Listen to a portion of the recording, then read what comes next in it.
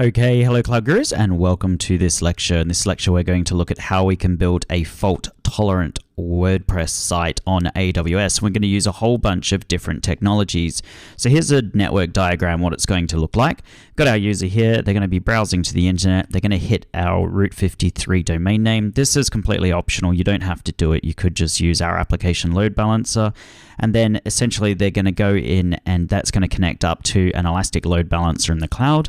We're then going to have some EC2 instances behind an auto-scaling group. They're going to be in separate availability zones. And we're then going to have some RDS instances. Again, this is going to be multi-AZ. We're going to have two S3 buckets. One's going to have our media assets for our WordPress site, and the other one's going to have our code for WordPress. And essentially, we're going to serve out all our pictures from our WordPress site through CloudFront. So we're going to be using a whole bunch of different AWS technologies. Once this has been built, we're going to go in and simulate a failure in our EC2 environment as well as in our RDS environment and see how that affects our site. So let's go and log into the AWS console. Okay, so here I am in the AWS Management Console. We're going to go over to S3. We're going to set up our S3 buckets first.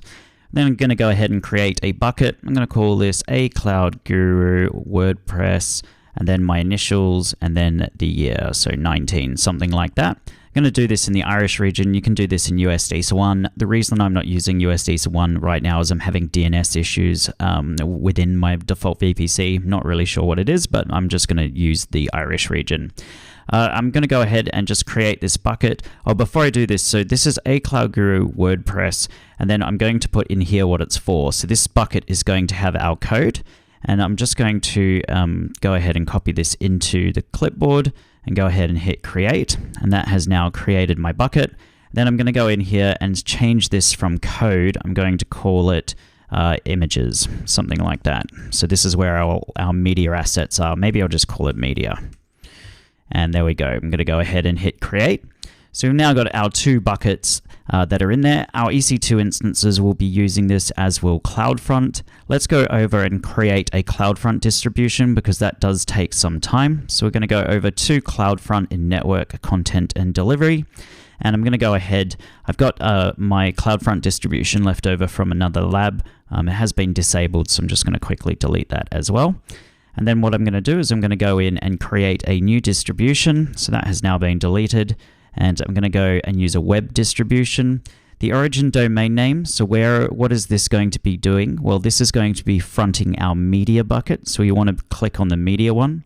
The origin path we can leave as blank because we're not going to have any paths within it. Origin ID can be that. Restrict bucket access. I'm just going to leave that as no.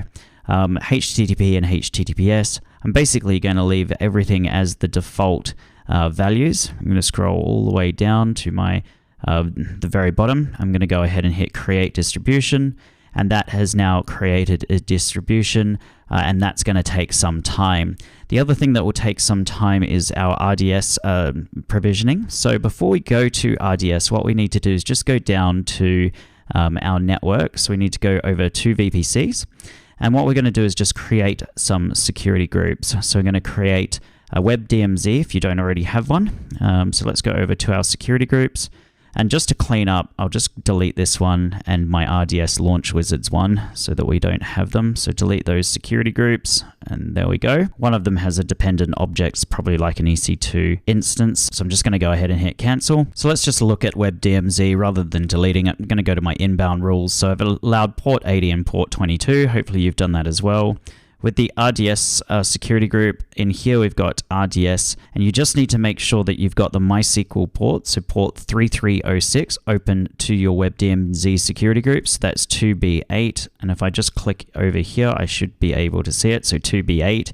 If you haven't done that, it's very easy to do. All you need to do is go in and hit Add Rule, and then Custom Rule, and then scroll down until you find the MySQL Aurora port. And then in here, just type SG and you'll be able to see your security groups. Sometimes you can get a weird UI thing where it's like hidden. All you have to do is hit space and then you'll be able to select it. So I'm going to open it up to my web DMZ and I'm going to go ahead and hit Save Rules. And there we go. So now I've got my MySQL port, which is open up to my web DMZ security group. Next thing we need to do is go over and provision our RDS instance. So we're going to go over to databases. Okay, so we're going to go ahead and hit create database, and we're going to go and do this using the MySQL database. So click in here, and then we're going to go down, and you just want to use the dev test template. We're going to leave MySQL at the latest version. The database names, we're just going to do a cloud guru for everything. So just copy and paste that into your clipboard. Going to use it for the master username, the master password, and to confirm the master password. In here, let's go over to our burstable class and just do a T2 micro. We're just going to scroll down. We're just going to use general purpose storage. We will enable storage auto scaling, but we shouldn't really go over the 20 gigs. Depends how big your WordPress site gets, to be honest. In here, we are going to create a standby instance for multi-AZ. So we are definitely going to do that. Down here, we're going to deploy it into our default VPC. Make sure you click in here and do additional connectivity configuration. We don't want it publicly accessible, and we want to, instead of putting it to our default security group, we want to put it into our RDS launch wizard one, which we just previously opened up to our web DMZ. So go ahead and select that. And then we're going to go all the way down. In here, we've got our additional configuration. It's really important to click in here because you need to name your database. If you do not specify a database name, Amazon RDS will not create a database. And that means when you're provisioning your WordPress instance, it has no database to connect into. So let's just call the database a Cloud Guru. We're going to leave everything else as default. Monitoring, we probably don't want enhanced monitoring. So I'm just going to uncheck that. I'm going to leave everything else as default, and then I'm going to go ahead and create my database. So that is now creating our database. It will take a little bit of time to bring that up online. So that is now creating our RDS instance. We've created our two S3 buckets. We've changed our security groups. Let's go just over to Identity Access Management first of all. And you probably will already have a role that allows us to talk to S3. I'm just going to create a new one just so we can see how we do it. So we're going to need this role for our EC2 instances to speak to S3. If I just type in S3 in there, we can add the S3 full access. I'm going to go add my tags. I don't need any. And in here, I'm just going to call it S3 for WordPress. So this is the new role. And I'm going to go ahead and create this role. And that has now created the role. The very last thing we need to do is go over and provision our EC2 instance. So we're going to go in and launch our instance. We're going to use the Amazon Linux 2 AMI, and we're going to go ahead and hit next. And in here, we're going to leave everything as default, except we are going to change the role over to our S3 for WordPress. And then in here, we're going to paste in a Bootstrap script. So this is our WordPress script. Essentially what it's going to do is it's going to go in, it's going to install Apache, PHP, and MySQL. In fact, I'll also just make sure it does a yum update first. So yum update -yes.